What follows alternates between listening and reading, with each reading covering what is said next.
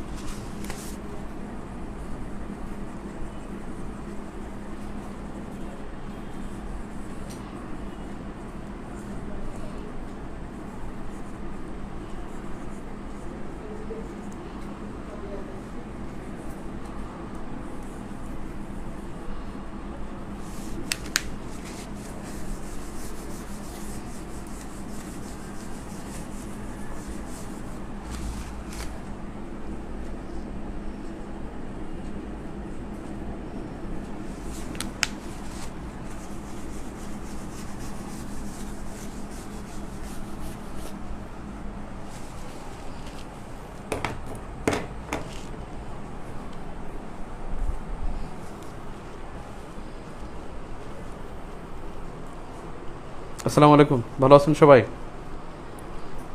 Last ক্লাসে আমরা প্রণালী দেখেছিলাম 5টা না 6টা, 6টা প্রণালী দেখেছিলাম, 6টা, হ্যাঁ 6টা প্রণালী দেখেছিলাম। আজকে বাকি প্রণালীগুলো দেখব ইনশাআল্লাহ, ঠিক আছে? তো আজকে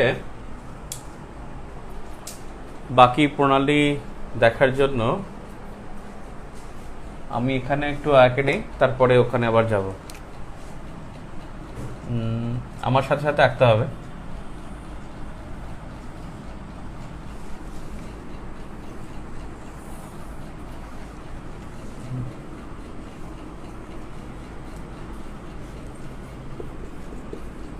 এটা আফ্রিকা মহাদেশ,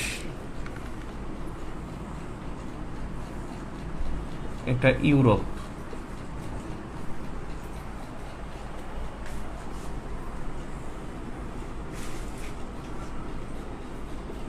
এটা আরব উপদ্বীপ, যেটা আগের ক্লাসে দেখেছিলাম আমরা। আমরা কিন্তু প্রণালী পড়তেছি, প্রণালী লাস্ট ক্লাসে প্রণালী ছিল, প্রণালী 1 থেকে 5 পর্যন্ত পড়েছিলাম। যারা আজকে নতুন ক্লাসে তারা কিন্তু অবশ্যই প্রণালী দেখবেন। সাউন্ড কম, সমস্যা? সাউন্ড বাড়াই দাও, এখানে বাড়ানো আছে, লাইট বাড়ানো আছে, দেখা যাচ্ছে তো? ও গুড, হ্যাঁ হ্যাঁ দেখ।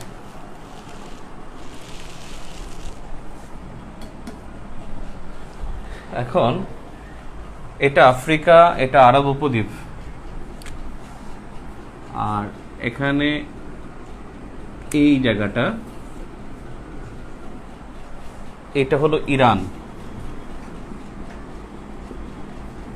এটা ইরান। আমরা এখানে 4টা প্রণালী শিখব, একটু আঁকতে হবে। এটা পারস্য উপসাগর, পারস্য উপসাগর।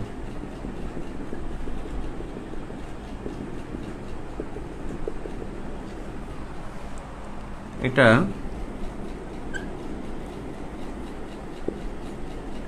ওমান সাগর,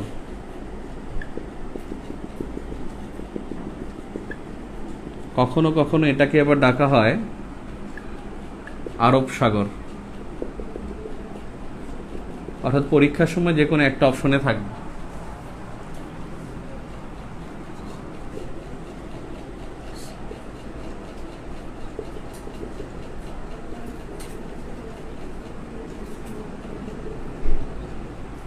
এটা হলো এডেন সাগর, এডেন, এডেন সাগর। আপনার ম্যাপের মধ্যে দেখবেন এখানে লেখা, এই যে এডেন সাগর লেখা।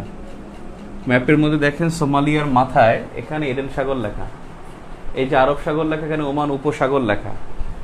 ওমানটা আবার উপসাগর, এখানে একটু কণার মতো আছে, ওমান উপসাগর। নিচেই দেখবেন আরব সাগর লেখা বড় করে। এইটা হলো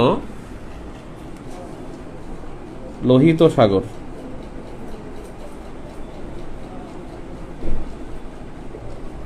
এটা হলো লোহিত সাগর।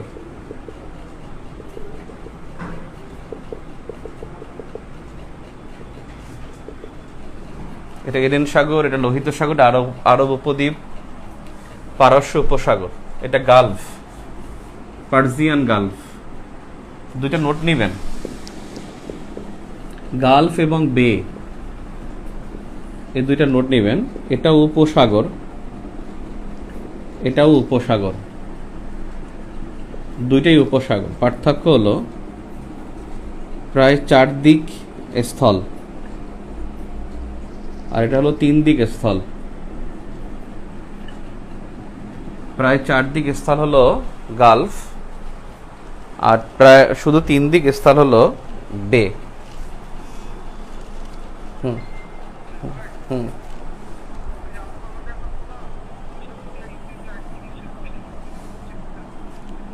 হ্যাঁ,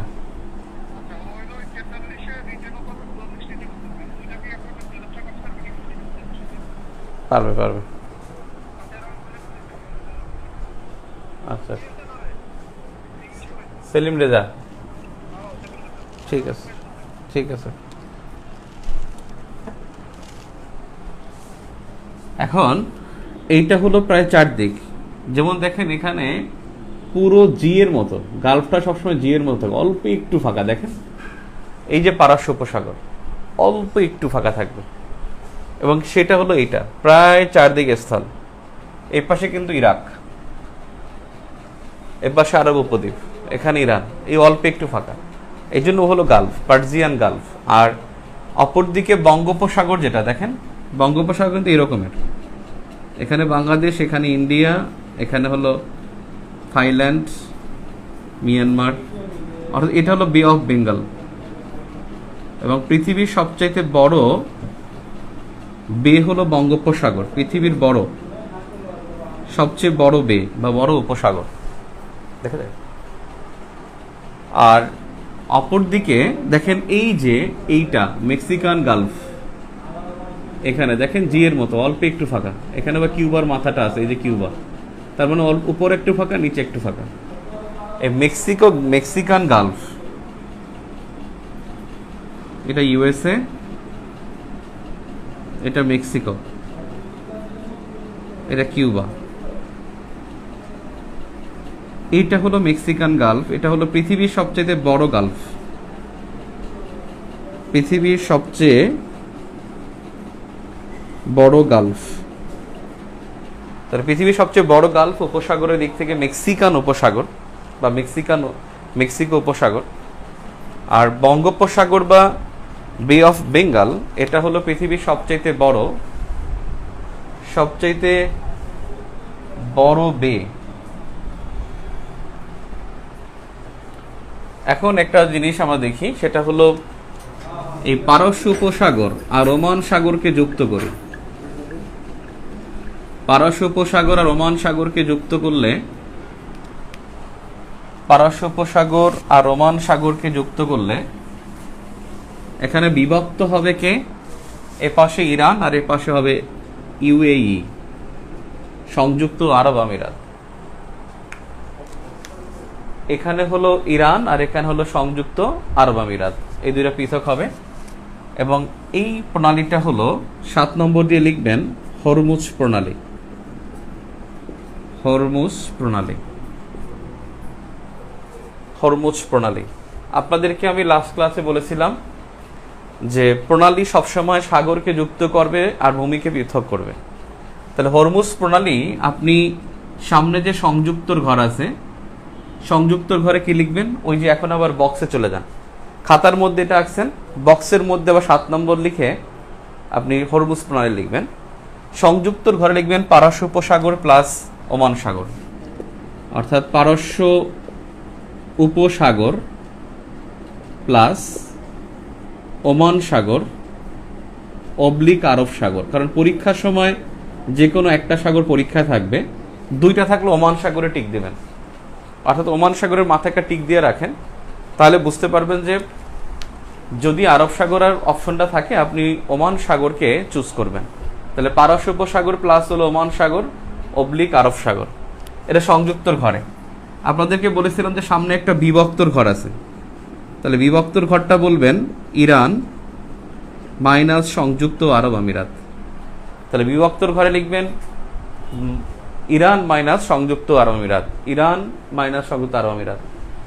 হরমুজ প্রণালী, এই হরমুজ প্রণালী সংযুক্ত করেছে পারস্য উপসাগর প্লাস ওমান সাগরকে, বিভক্ত করছে ইউএই এবং ইরানকে। আপনি যদি দেখেন এই জায়গাটা, এই যে ম্যাপের মধ্যে দেখবেন এখানে ইরান, এই যে ইরান, এটা একেবারে এই পর্যন্ত, এখানে এই যে আরব আমিরাত, এই জায়গাটা, এইটা হলো হরমুজ প্রণালী।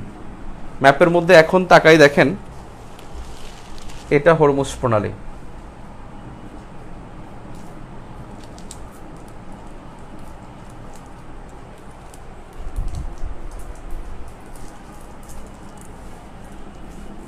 ক্লিয়ার?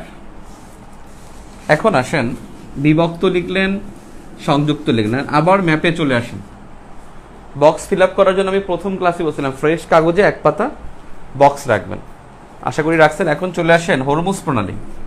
এই হরমুজ প্রণালী এটা হলো মানে পৃথিবীর 40% বাণিজ্য, তেলের বাণিজ্য এখান থেকে হয়, 40% তেলের বাণিজ্য হয়। পরীক্ষা আসবে কোন প্রণালী দিয়ে বিশ্বের 40% তেলের বাণিজ্য হয়, সেটা হলো হরমুজ প্রণালী।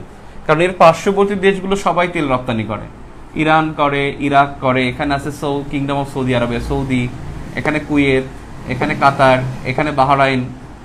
তাহলে কুয়েত, কাতার, বাহরাইন, তারপরে ইউএই, সৌদি, ইরাক, ইরান, সবাই তো এখান থেকেই তেল রপ্তানি করে থাকে। সেজন্য পৃথিবীর 40% তেলের রপ্তানি হয় এই হরমুজ প্রণালী দিয়ে। এটা নিয়ে বিরোধ ইরান এবং সংযুক্ত আরব আমিরাতের মধ্যে, ইরান এর দখলে রাখছে। তা লিখবেন ইউএই দাবি করে কিন্তু ইরানের দখলে।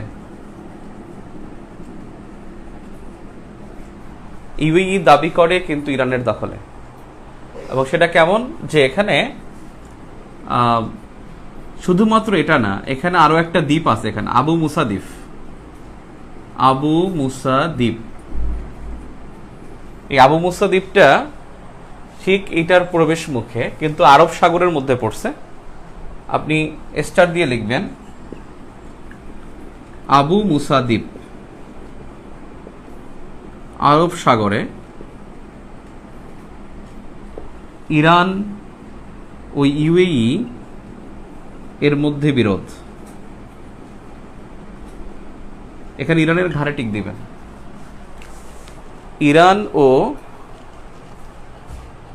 ইরান ও আমিরাতের মধ্যে বিরোধ, ইরানের ঘরে টিক দিবেন। ইউএই এর মধ্যে বিরোধ, ইরানের ঘাড়ে টিক দেন। হরমুজ প্রণালী পৃথিবীর তেলের বাণিজ্যের জন্য সবচাইতে গুরুত্বপূর্ণ প্রণালী। এবারে আসেন, এখানটা হলো ইয়েমেন, ডান পাশে ইয়েমেন, এই জায়গাটা হলো জিবুতি। জিবুতি, জিবুতি কিন্তু ডি দিয়ে লেখে, DJIBUTI, জিবুতি। জিবুতি কিন্তু DJ দিয়ে লেখে, ডি দিয়ে। সো পরীক্ষার সময় একবার আসছিল আপনার 35তম BCS এ আসছিল একটা প্রশ্ন, সেটা হলো আপনার প্রশ্নটা ছিল যে মেন্টাল অ্যাবিলিটি কোশ্চেন ছিল, নমপেন মানে ইয়ার রাজধানী, কম্বোডিয়ার রাজধানী নমপেন, এটার স্পেলিং কিন্তু পি দিয়ে, এবং এমনভাবে সবগুলোই পি দিয়ে রাখছে, জাস্ট যার ফলে ওখান থেকে চুজ করতে পারেনি। তো এইগুলোর নাম কিন্তু আসলে জানতে হবে। এখন দেখেন, লোহিত সাগর আর এডেন সাগর যুক্ত করেন। লোহিত সাগর আর এডেন সাগর যুক্ত করলে ইয়েমেন এবং জিবুতি পৃথক হয়ে যায়। আপনি দেখবেন এই যে ইয়েমেনের সাথে একবারে লাগানো একটা দ্বীপ অঞ্চল, মানে একটা মানে ছোট্ট একটা অঞ্চল জিবুতি, এই যে জিবুতি, একবারে ছোট্ট একটা অঞ্চল জিবুতি, আর এখানে ইয়েমেন। মাঝখানে এখানে একটা প্রণালী আছে, ম্যাপের মধ্যে দেখা যাবে, এবং যুক্ত করেছে লোহিত প্লাস এডেন সাগর, বিভক্ত করেছে ইয়েমেন এবং জিবুতি। ইয়েমেন হলো এশিয়া মহাদেশ, জিবুতি হলো পুরো আফ্রিকা মহাদেশ। সো 8 নম্বর, এটা হলো বাবেল মানদেব। এই বাবেল মানদেব এটা যুক্ত করেছে লোহিত সাগর এবং বিভক্ত করেছে ইয়েমেন এবং ওমান। তাহলে আপনি এখন চলে যাবেন বাবেল মানদেবের পরে আপনি সংযুক্তর ঘরে যান।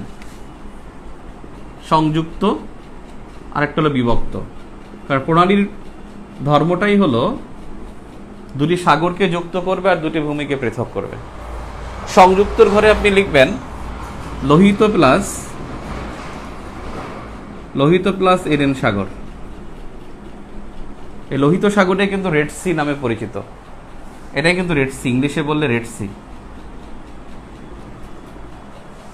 আর এডেন নামে একটা বন্দর আছে ইয়েমেনের, ইয়েমেনের একটা রাজধানী, প্রাচীন রাজধানী ছিল ইয়েমেনের। ইয়েমেনের বর্তমান রাজধানী কিন্তু সানা, আর এর পূর্ব রাজধানী ছিল হলো আপনার এডেন। এডেন একটা সমুদ্র বন্দর ইয়েমেনের, ঠিক এখানটায়। বিভক্তর ঘরে আপনি লিখবেন Yemen minus Djibouti, Yemen minus Djibouti. ইয়েমেনের নিচে লিখবেন এশিয়া, আর জিবুতির নিচে লিখবেন আফ্রিকা, এইখানটাতে। তাহলে এশিয়া এবং আফ্রিকাকে পৃথক করেছে বাবেল মানদেব, এবং এশিয়া আফ্রিকা লোহিত এবং এডেন সাগরকে যুক্ত করেছে বাবেল মানদেব। এই বাবেল মানদেব শব্দটা কিন্তু আরবি ভাষার, এবং এর শব্দের অর্থ হলো মৃত্যুর দরজা। মৃত্যুর দরজা অনেক জায়গায় দেখবেন এটা ফার্সি ভাষার, বেসিক্যালি কনফিউশনে যাবেন না, এটা আরবি ভাষার। বাবেল মানদেব আরবি ভাষার শব্দ।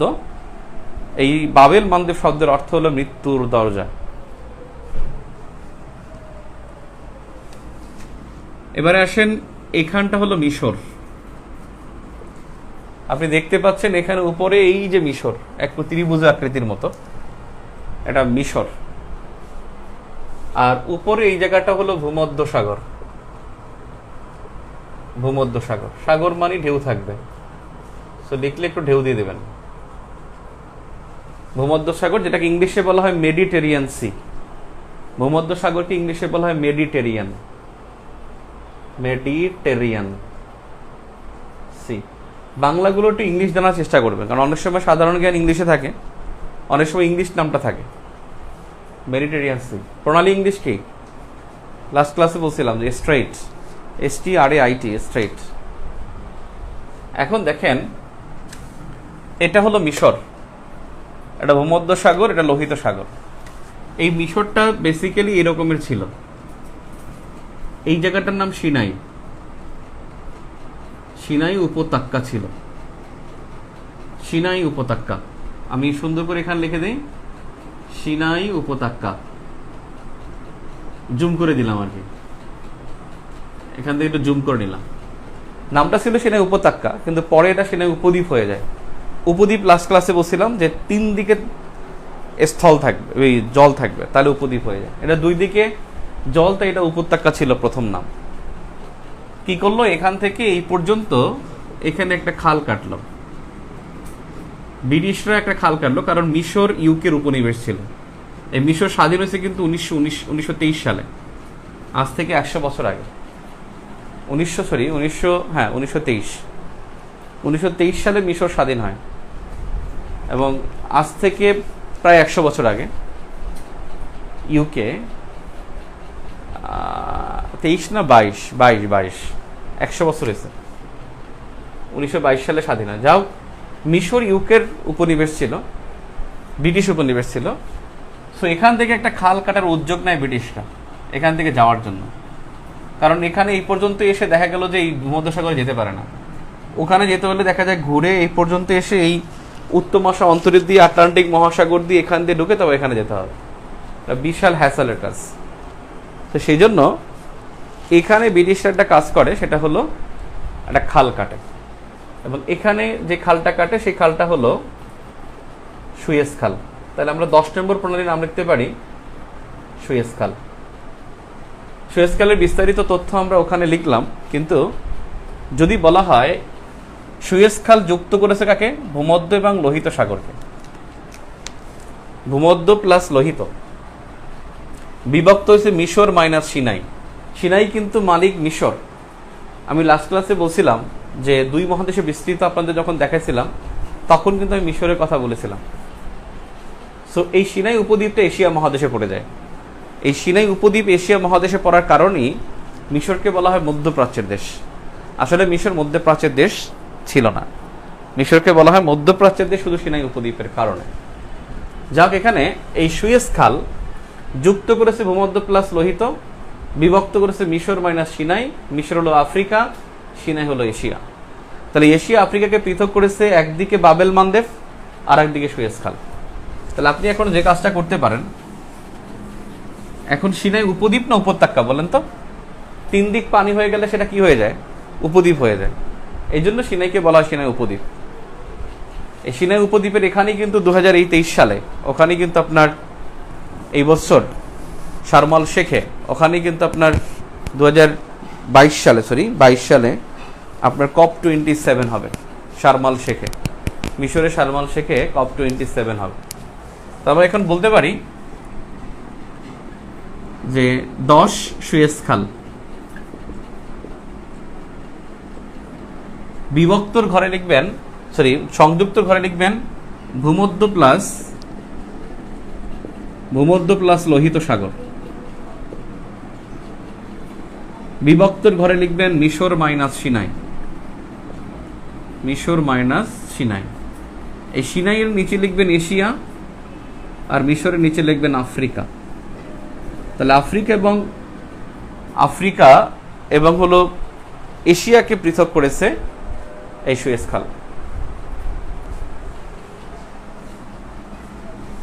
10 নম্বর সুয়েজ খাল ভূমধ্য প্লাস লোহিত, আর বিভক্ত করেছে মিশর মাইনাস সিনাই উপদ্বীপকে। এই জায়গাটা, এই যে ভূমধ্য সাগর আর এই যে হলো লোহিত সাগর, দুটোকে যুক্ত করার জন্য এই যে এখানে হলো খাল কাটা হয়, সেই খালটাই হলো সুয়েজ খাল। এখন সুয়েজ খাল সম্পর্কে তথ্য আপনি এই মানচিত্রের মধ্যে লিখতে পারেন বা অন্য জায়গায় লিখতে পারেন। আমি এখানে লিখি, আপনি আবার বক্সের মধ্যে লেখেন না, তাহলে সুন্দর হবে না। একটা বিষয়, সুয়েজ খালটা খনন যদি বলা হয়, এটা খনন শুরু হয়েছে 1859 সালে, শেষ হয়েছে 1869 সালে। এই প্রশ্নটা 36তম প্রিলিমিনারিতে আসছিল। 1859 সালে খনন করা হয়, 1869 সালে খনন শেষ হয়। এটা চালু হয়েছে 1869 সালে। এটার খননকারী ইউকে, ব্রিটিশরা হলো খননকারী। এই সুয়েজ খাল নিয়ে একটা যুদ্ধ হয়েছে, এটা হলো 1956 সালে। সুয়েজ খাল নিয়ে যুদ্ধ হয় 1956, মিশর ইসরায়েল, এবং এই যুদ্ধে অংশ নিয়েছিল মিশর এবং ইসরায়েল। এটা খুবই ইন্টারেস্টিং। মিশর বনাম ইসরায়েল, মিশর বনাম ইসরায়েলের মধ্যে যুদ্ধ হয় 4টা। আরব ইসরায়েলের যুদ্ধ বলা হয়। মিশর এবং ইসরায়েল, এই যুদ্ধটাই আরব ইসরায়েলের দ্বিতীয় যুদ্ধ। আমি আপনাদেরকে সেটা লিখে দিচ্ছি, একটু নিচে লিখে নেন। আরব ইসরায়েলের যুদ্ধ 4টা। আরব ইসরায়েলের যুদ্ধ, এই আরব ইসরায়েলের যুদ্ধ এ পর্যন্ত হয়েছে 4টি। প্রথম 1948 সালে, এবং সেটা ছিল যে ইসরায়েল স্বাধীন রাষ্ট্র প্রতিষ্ঠিত হয় সেটাকে নিয়ে, অর্থাৎ ইসরায়েল প্রতিষ্ঠা, এটা ছিল কারণ। ইসরায়েল প্রতিষ্ঠার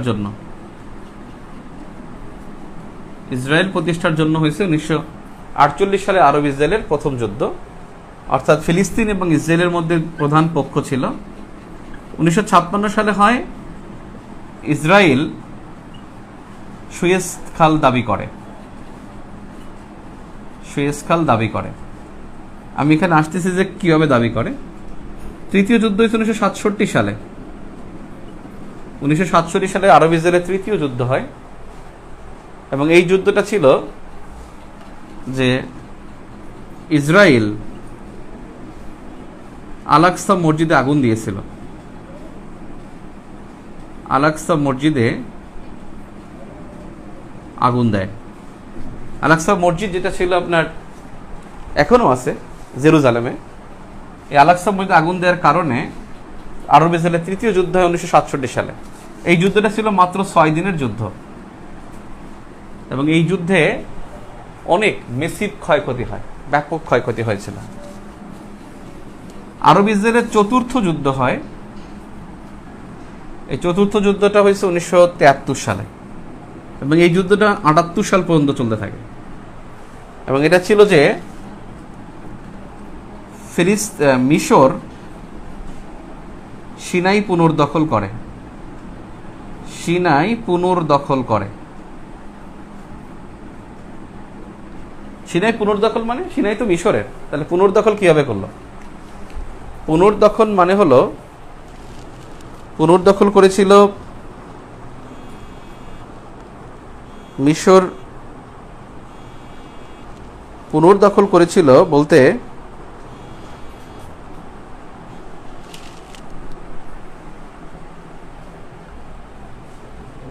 মিশর পুনর্দখল বলতে মানে ইসরায়েল কিন্তু এই জায়গাটায়, এখানেই কিন্তু ইসরায়েল, এবং ইসরায়েল বলছে কি 48 সালে গঠন করা হয়, সে হওয়ার পরই সে তার ভূমি বাড়াতে থাকতে চেষ্টা করে এবং সে বলে যে এই খালের ওপার মিশর এপার আমরা, এটা বলে সে 48 সালে সিনাইকে দখল করে নিয়েছিল এবং 56 সালে সে বলছে খালের ওপার তোমরা এপার আমরা, তাহলে খাল কার? অর্ধেক আমার অর্ধেক তোমার। তখন এই খাল দখল করতে গেছে 56 সালে। 48 সালে সিনাই দখল করতে গেছে, মিশর কিছু বলে নাই।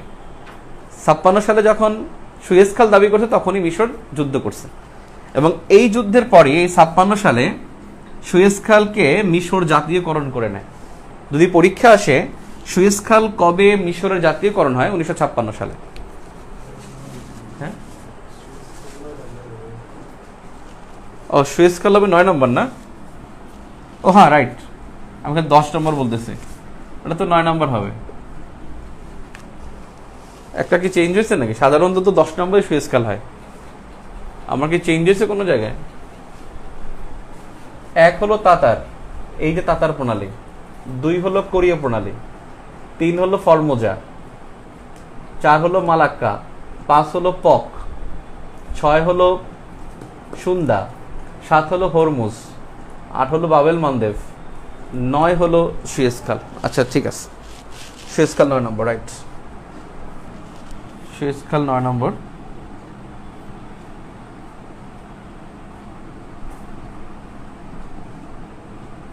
Right right 9। জাতীয়করণ মানে হলো সুয়েজ খাল নিজের সীমানার মধ্যে নিয়ে নিছে, যার ফলে যাতে কেউ দাবি করতে না পারে। জাতীয়করণ না করলেও পারত, এখন ইসরায়েল দাবি করে, মারামারি করে, এই জন্য জাতীয়করণ করে নিছে। 1956 মিশর সুয়েজ খাল জাতীয়করণ করে।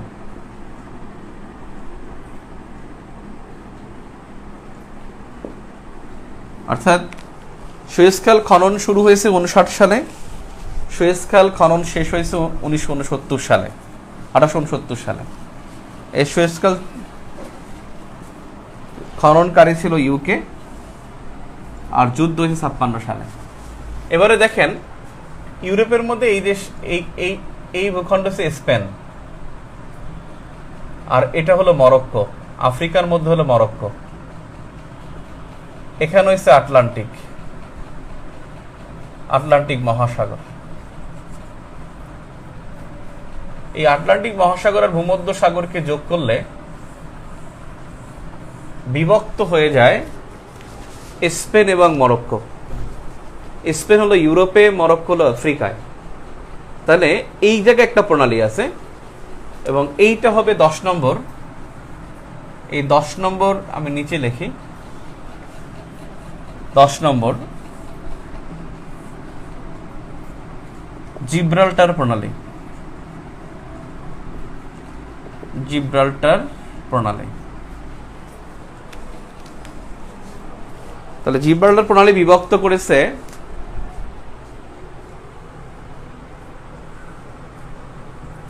জিব্রাল্টার প্রণালী সংযুক্ত করেছে আটলান্টিক এবং ভূমধ্যকে, আর বিভক্ত করেছে স্পেন এবং মরক্কোকে। 10 নম্বর, জিব্রাল্টার প্রণালী। আপনি ওই বক্সে চলে যান, যে বক্সটা আগে লিখছিলেন। তাহলে জিব্রাল্টার প্রণালী সংযুক্তর ঘরে আপনি লিখবেন কি? ভূমধ্য প্লাস আটলান্টিক, ভূমধ্য প্লাস উত্তর আটলান্টিক। কিন্তু একবার পরীক্ষায় কিন্তু আসছিল উত্তর আটলান্টিক না দক্ষিণ আটলান্টিক, খুবই ইন্টারেস্টিং ছিল এটা। তাহলে জিব্রাল্টার প্রণালী ভূমধ্য প্লাস উত্তর আটলান্টিক যুক্ত করেছে। আর বিভক্তর ঘরে লিখবেন স্পেন মাইনাস মরক্কো, অথবা Asia minus Africa, sorry Europe minus Africa. স্পেনের নিচে লিখবেন ইউরোপ, স্পেন ইউরোপে, আর মরক্কো আফ্রিকা। তাহলে আপনি Spain minus Morocco, that means Europe minus হলো আফ্রিকা। এইখানটায় এই যে এটা স্পেন, এটা মরক্কো, এই ভূমধ্য, এই যে উত্তর আটলান্টিক। উত্তর আটলান্টিক এবং ভূমধ্য সাগরকে যদি যুক্ত করে বিভক্ত হয়ে যায় স্পেন এবং মরক্কো, এবং স্পেন হলো ইউরোপে, মরক্কো হলো আফ্রিকায়। এখন দেখেন, আপনি যখন এখানে যাবেন ভূমধ্য সাগর, ধরেন আপনি তুরস্কে যাবেন, আপনি কিন্তু এখান থেকে যদি যেতে না পারেন, ধরেন আপনি যুক্তরাষ্ট্র থেকে আসতেছেন, আপনি যাবেন এখান দিয়ে ভূমধ্য সাগর দিয়ে তুরস্কে, বলতে গেলে এখান থেকে দেখা যায়। আপনাকে ট্যাক্স দিতে হবে এখানে। এই ট্যাক্স যদি না দেন তাহলে আপনাকে এখান থেকে ঘুরে যেতে হবে, হাজার হাজার কিলোমিটার আপনি ঘুরে তারপরে এখান দিয়ে এসে এখানে যাবেন, যদি ট্যাক্স না দেন। মনে করেন যদি আপনি, বিশেষ করে যদি উত্তরবঙ্গে বাড়ি হয়, তারা একটু, এখন সবাই খুব স্মার্ট, বাংলাদেশের সবাই এখন টেকনোলজি বুঝে। যেটা আগে যেটা ছিল, ধরেন আপনি বোকা মানুষ, আপনি আসছেন, আইসা বলবেন যে, এখানে আসলেই বলবো যে টাকা দেন, বলবো যে কিসের টাকা, ওটা তুই বানাইছো না আল্লাহ বানাইছো, এও জিজ্ঞেস করবে, যেটা আল্লাহ বানাইছো তোরে দেবো কে। যদি এখানে ট্যাক্স না দেয়, ট্যাক্স না দিলে তাকে এখান থেকে বলো ঠিক আছে তুমি ঘুরে যাও, এরপর সে ঘুরতে থাকবে, ঘুরতে ঘুরতে ঘুরতে ঘুরতে আইসা এখান দিয়ে এসে এখানে একবার ট্যাক্স দিবে, এরপর এখানে ট্যাক্স দিবে, তারপর ঢুকতে হবে। তখন বলবে যে কি দরকার আছে, এটাতে বরং ওরা চাইলে মানে সালাম দিয়ে সুন্দর করে বলবে আচ্ছা দিচ্ছি, তাড়াতাড়ি দিয়ে দেবো।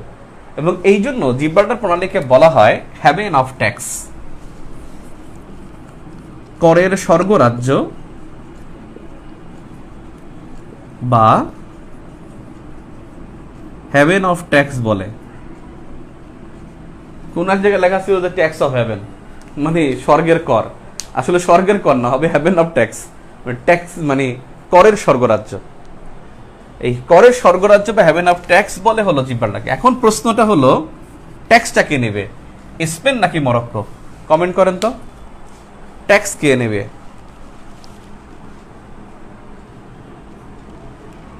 উত্তর সাগর আলাদা, হ্যাঁ উত্তর সাগর আলাদা, উত্তর মহাসাগর আলাদা, উত্তর সাগর আলাদা। উত্তর সাগর আমরা একটু পরে দেখব।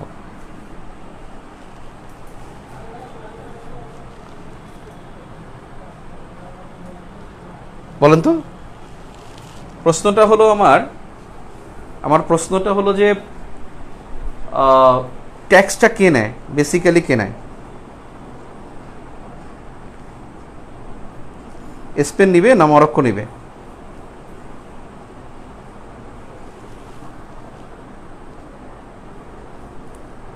স্পেন নিবে নাকি মরক্কো নিবে? ট্যাক্সটা আসলে কে নিবে? স্পেন। তৌফিক আহমেদ, থ্যাংক ইউ। তৌফিক আহমেদ এবং Maruf Hossain, thank you very much.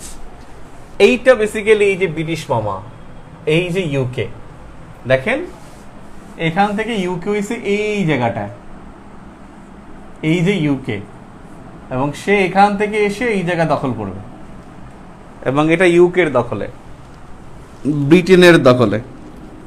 আশ্চর্য বিষয় না?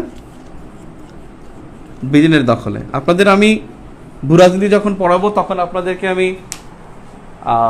সমুদ্র আইন পড়াবো। সমুদ্র আইন যখন পড়বেন তখন দেখবেন যে মুক্ত সমুদ্রে যে কেউ এখানে তার প্রভাব বিস্তার করতে পারবে। সে মুক্ত সমুদ্রে প্রভাব বিস্তারের জন্য এইটা ব্রিটেনের দখলে, অর্থাৎ ব্রিটেন এটা দখলে রাখছে, ওর ফ্ল্যাগ, এই জন্য ও এখান থেকে ট্যাক্স নেবে। তাহলে জিব্রাল্টার দখলে কিন্তু ব্রিটেনের, স্পেন এবং মরক্কোর নাকের ডগায়, কিন্তু এখানে দখলে রাখছে হলো ইউকে। আশ্চর্য বিষয়। এবং এইটাকে কিন্তু ভূমধ্যসাগরের প্রবেশদ্বার বলা হয়, কারণ ভূমধ্যসাগরে এটা না হলে প্রবেশ করার সুযোগ নেই এখান দিয়ে, আর এখান থেকে সুয়েজ খাল, এই দুইটাকে বলা হয় ভূমধ্যসাগরের প্রবেশদ্বার। তাহলে ভূমধ্যসাগরের প্রবেশদ্বার হলো জিব্রাল্টার এবং সুয়েজ খাল, জিব্রাল্টার প্লাস সুয়েজ, এই দুইটা হলো ভূমধ্যসাগরের প্রবেশদ্বার। তাহলে ভূমধ্যসাগরের প্রবেশদ্বার জিব্রাল্টার এবং সুয়েজ খাল। এখন দেখেন এইখানটায় স্পেন এবং মরক্কোর ঠিক মাঝে ভূমধ্যসাগরের অংশে এখানে একটা দ্বীপ আছে, পেরিঝিল বা লায়লা দ্বীপ। এই পেরিঝিল বা লায়লা দ্বীপ নিয়ে বিরোধ হলো স্পেন এবং মরক্কোর মধ্যে। পেরিঝিল বা লায়লা দ্বীপ স্পেন ও মরক্কোর মধ্যে বিরোধ, স্পেন ও মরক্কোর মধ্যে বিরোধ। স্পেন ও মরক্কোর মধ্যে বিরোধ হলো পেরিঝিল বা লায়লা দ্বীপ নিয়ে। কিন্তু এই লায়লা বলে স্পেন আর পেরিঝিল বলে মরক্কো, লায়লা বলে স্পেন, পেরিঝিল বলে মরক্কো। কিন্তু বেসিক্যালি এটা দখলে স্পেনের, মরক্কো এখন পর্যন্ত দখলে নিতে পারে না, সে দাবি করে, বাট মরক্কো এখন পর্যন্ত এখানে দখল করতে পারেনি। এইটা হলো বিষয়। পেরিঝিল বা লায়লা দ্বীপ ভূমধ্যসাগরে এখানে অবস্থিত। তাহলে আমাদের 10টা প্রণালী আমাদের পড়া হয়ে গেল, আরো 5-6টা প্রণালী আমাদের পড়তে হবে। ক্লিয়ার? এখন আমি যা পড়াইছি সেখান থেকে উত্তর দেন। রেডি? আমি যা পড়িয়েছি সেখান থেকে উত্তর দেন। তেলের জন্য বিখ্যাত প্রণালী কোনটা, যেখানে 40% তেলের বাণিজ্য হয়? কোন প্রণালী দিয়ে বিশ্বের 40% তেলের বাণিজ্য হয়ে থাকে? কোন প্রণালী দিয়ে বিশ্বের 40% তেলের বাণিজ্য হয়?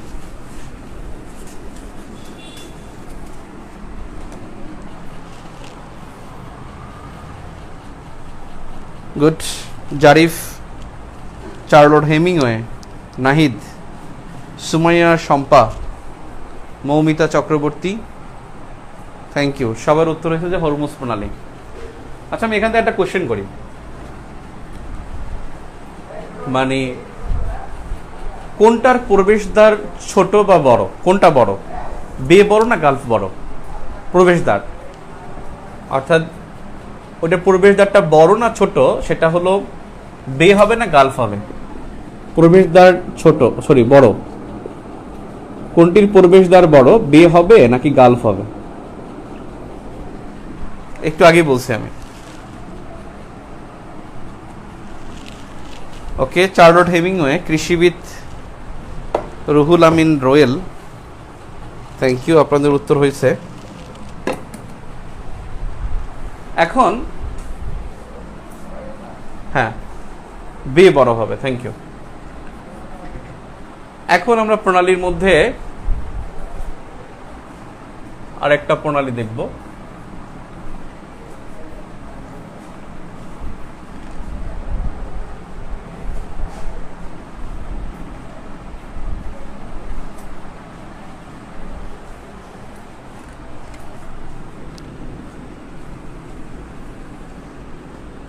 তিনটা প্রণালী দেখব।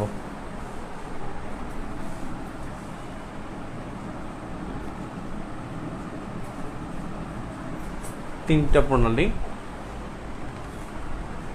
খুবই আলোচিত।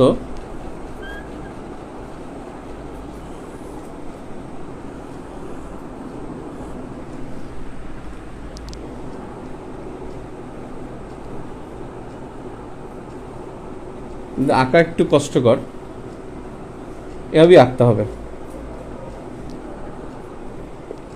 এটা গ্রিস, এটা তুরস্ক। তুরস্ক বলছিলাম যে মূল ভূখণ্ডকে আনাতোলিয়া বলে, সেটা।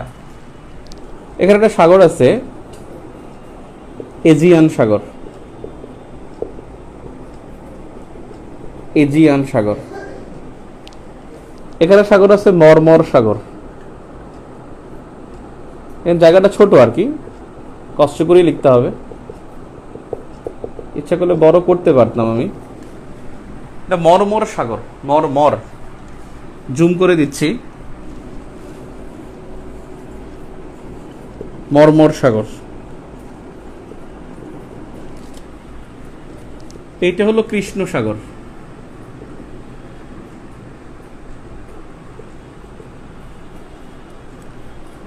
আর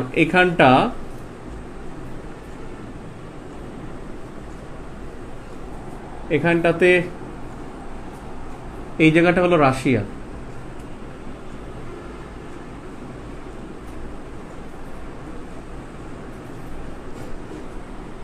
এইটা হলো ইউক্রেন।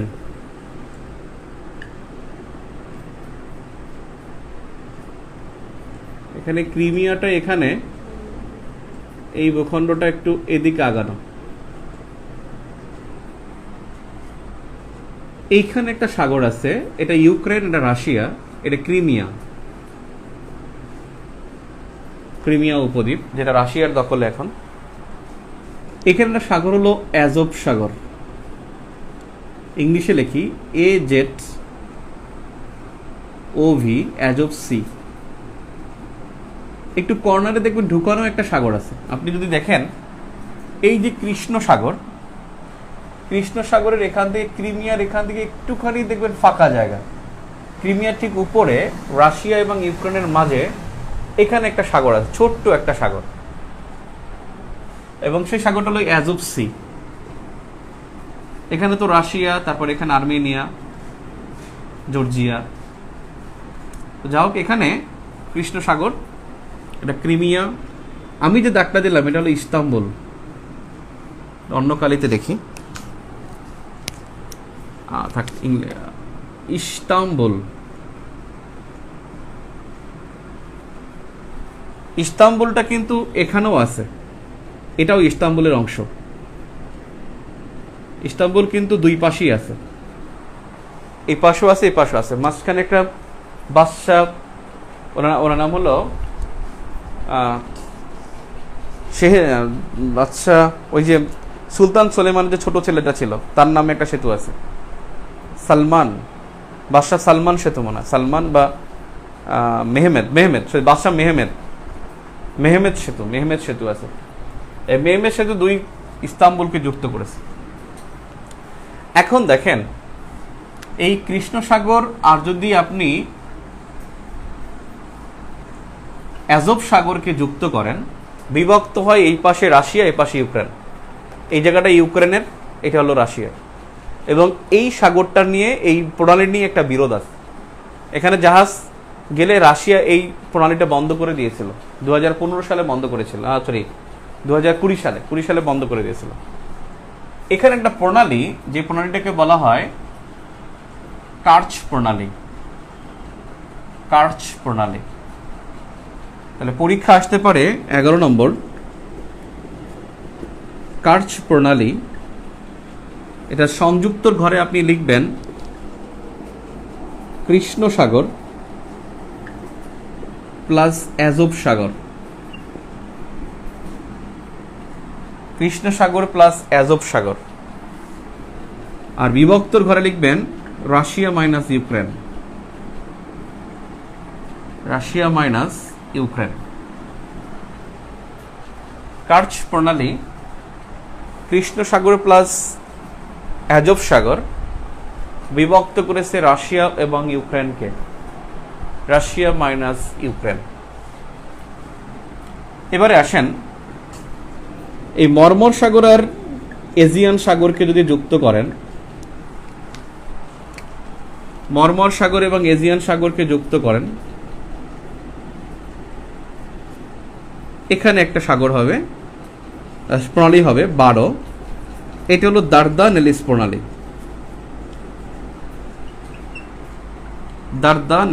প্রণালী। এইখানটায়, এই যে এই জায়গাটা, এই দারদানেলিস প্রণালী সংযুক্ত হলো এজিয়ান প্লাস মরমর সাগর, এজিয়ান সাগর প্লাস মরমর সাগর বিভক্ত হলো গ্রিস মাইনাস তুরস্ক। গ্রিস মাইনাস তুরস্ক। আপনাদের কিন্তু ক্লাস নিয়মিত করতে হবে ভাই। ক্লাস নিয়মিত করলে সাধারণ জ্ঞানের চাপ কমে যাবে। আমি বললাম আমি এই গ্রুপে মনে হয় নাই না, ও আমার 13 সালের স্টুডেন্ট, 2013 সালের আমার অ্যাডমিশন স্টুডেন্ট, নামটা বলবো না, অনেক হয়তো চিনে ফেলবেন। ও মানে আমার ক্লাসগুলো ওই সময় এত মানে মুগ্ধ হয়ে করতো বা অনেকটা আগ্রহ নিয়ে করতো, সে করলো কি এবার প্রাইমারি পরীক্ষা টোটালি কিচ্ছু পড়ে না, ও ব্যবসা করে, ও দোকান করে, মানে ব্যবসা করে। তো তখন কুয়াকাটায় ও আমাকে বললো যে ভাইয়া আমার তো পরীক্ষা, আমি কি করব। আমার সাথে যোগাযোগ রাখে সব সময়, খুব ক্লোজ আর কি। ক্লোজ বলতে মানে সবসময় খোঁজ খবর রাখে, কিছু থাকে না। 13 সাল হলো, সে ওই সময় শুধু পড়েই নাই, আমাকে সে দর্শনটা সে নিছে আর কি। তখন বললো যে ভাইয়া আপনি পরীক্ষা দেবো, কী করবো। আমাকে ওই পরীক্ষা তো দিতে হবে, তারপর যা হওয়ার হবে। সে প্রাইমারি পরীক্ষা দিল এবং টিকে গেল, পরীক্ষা টিকে গেল। এবং সে আবার দেখা হলো গত 15 তারিখে, 15 তারিখ না 13 তারিখে দেখা হলো। বললো কি খবর। বললো যে তুই কেমনে পারলি। বললো যে ভাই আপনি যে পড়াইছিলেন ওটা আমার এখনো মনে আছে, আর বাংলা ইংলিশ আমি তো পারি না, ওই আগের যা পড়েছিলাম সেগুলো থেকেই অ্যাডমিশনে যা পড়ছিলাম সেটা কাজে লাগছিল সেটা। ও আপনি ইউনিভার্সিটি চান্স পায় না, ইংলিশ একটু খারাপ ছিল তাই, কিন্তু অঙ্কে ভালো, সায়েন্সের স্টুডেন্ট, অঙ্কগুলো হয়ে গেছে, আর জিকে ভালো করছে, বাংলা টুকটাক ভালোই করছে, ওর ঠিক আছে। এখন বিষয় হলো যে মানে ক্লাসগুলো মুগ্ধ হয়ে করবেন, চাপ না নিয়ে। বললেন যে ভাল লাগে না, পরে দেখে নেব, আসলে ভাই তাদের কিন্তু হবে না। মানে আপনি যদি সিরিয়াস না থাকেন তাহলে কিন্তু হবে না। ক্লাসগুলো আপনার প্রত্যেকটা ক্লাস পাই টু পাই করে ফেলতে হবে। অনেকেই বলে ভাই আমি 44তম ব্যাচে ভর্তি ছিলাম, ক্লাসগুলো করতে হবে না, আমি এখন কি নতুন ব্যাচে ভর্তি হবো। আমি বলছি না, ওগুলোই আগে করেন, তারপর আমি এই ব্যাচে। আমি কিন্তু ডিসকারেজ করি খুব, যারা আগের ব্যাচে ছিল। আপনি ক্লাস বেসিক্যালি নিয়মিত করতে হবে, পত্রিকাটা নিয়মিত পড়তে হবে। আর জব সলিউশন যে গাইডটা আছে এটা 2-3 পৃষ্ঠা পড়েন, 2-3 পৃষ্ঠা পড়েন বা 2-3টা পড়েন, মডেল টেস্ট পড়েন, কিন্তু পড়তে হবে। নিয়মিত না পড়লে কিন্তু হবে না। 45তম পরীক্ষা কবে হবে সেই চিন্তা করলে এখন হবে না, আপনাকে সিরিয়াসলি পড়তে হবে। বেসিক্যালি আপনাদের কর্মসংস্থানের জন্য সরকার খুব বদ্ধপরিকর। প্রত্যেক দিন আমাদের কাছে যে অফিস থেকে কয়টি আসন শূন্য সেটার মানে যায়, রিপোর্ট যায়, মানে প্রতিদিন না, মানে প্রতি ইয়ারে, মানে এবার একটু বেশি হচ্ছে। সো আপনাদের কিন্তু নিয়োগ দেওয়ার জন্য সরকার মানে খুব উন্মুখ হয়ে আছে। তো যে কোনো সময় দেখবেন বড় একটা সার্কুলার আসবে, তখন আপনি ফেল করলে কিন্তু ভালো হবে না। এবার প্রাইমারিতে 66,000 নিয়োগ হবে, 52,000 মনে হয় সার্কুলার হয়েছিল, 32,000, তারপর মনে হয় আরও মনে হয় 20,000 বাড়ছে, আর এখন 66,000 শুনতেছি, 66,000 নেবে প্রাইমারিতে। তো প্রাইমারি চাকরি কিন্তু একেবারে খুব খারাপ না, এখন এলাকার মধ্যে একটা প্রেস্টিজিয়াস জব। আর একটা বিষয় হলো যে আস্তে আস্তে একটা আলাদা পে কমিশন হবে। কারণ আমি যেটা জানতাম যে করোনার আগে যে মাননীয় শিক্ষামন্ত্রী সহ সরকারের খুব একটা ভালো একটা নজর আছে প্রাইমারি এডুকেশন নিয়ে, এবং তারা যে কোনো সময় হয়তো বা আপনাদের আলাদা পে কমিশন দিয়ে দেয়, যে শিক্ষকদের জন্য আলাদা পে কমিশন। এটা শিক্ষামন্ত্রীর মানে তিনি শিক্ষকের মেয়ে, সেই হিসেবে তিনি শিক্ষকদের জন্য একটু পজিটিভ। সো যে কোনো সময় শিক্ষকদের জন্য আলাদা পে কমিশন হতে পারে। সো কিছু না করার চাইতে প্রাইমারি চাকরি করা ভালো, কিছু না করার চাইতে।